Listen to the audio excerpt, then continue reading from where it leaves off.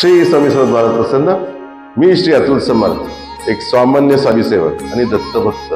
मी आज आणखी एक ज्ञान आपल्यासाठी स्वामी ज्ञानकोश घेऊन येत आहे. आपल्या सर्वांना शुभ लाभ हे कोण आहे हे नक्कीच माहीत असेल, पण ते आपल्या जीवनात कसे सकारात्मक प्रभाव पाडतात हे माहीत बहुधा नसेल.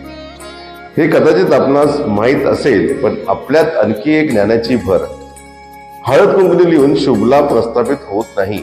शुभलाभ यांचा परिवार सामान्य परिवार नव्हे, श्री गणरायाचे पुत्र आहेत ते. जसे मनुष्य आपल्या परिवारासोबत राहून समाधानी प्रसन्न राहतो, तसेच देवही आपल्या परिवारासोबत राहून प्रसन्न असतात. पुत्र म्हटले तर मातेचा विषय आला आणि पत्नी म्हटले तर पतीचा विषय आला. श्री गणरायासोबत यांचे प्रसिद्ध दोन पत्नी म्हणजे रिद्धी आणि सिद्धी प्रस्थापित करा. माता रिद्धी आणि सिद्धी प्रस्थापित केल्यामुळे शुभलाभ तर येतीलच, आणि संपूर्ण परिवाराची सकारात्मक ऊर्जा आपल्या वास्तूत लाभते. या नाण्याचा अनेक भक्तांना लाभ झाला आहे. विश्वासाने केल्यास नक्कीच प्रचिती प्राप्त होते, कारण हे साक्षात स्वामींचे ज्ञान आहे. आपल्याला ज्ञान कसे वाटले निश्चित कमेंट करून सांगा, आणि माझ्या इंस्टाग्राम हँडलला फॉलो नक्कीच करा. धन्यवाद.